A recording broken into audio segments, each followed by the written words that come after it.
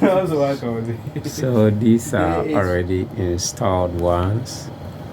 I will go over a new one that we are doing. Okay, so these are also new ones that we are doing.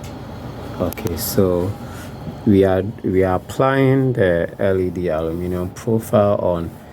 It's some sort of a foam and a clothing, so we wouldn't be able to screw it or nail it to it, so we have to use a silicone adhesive.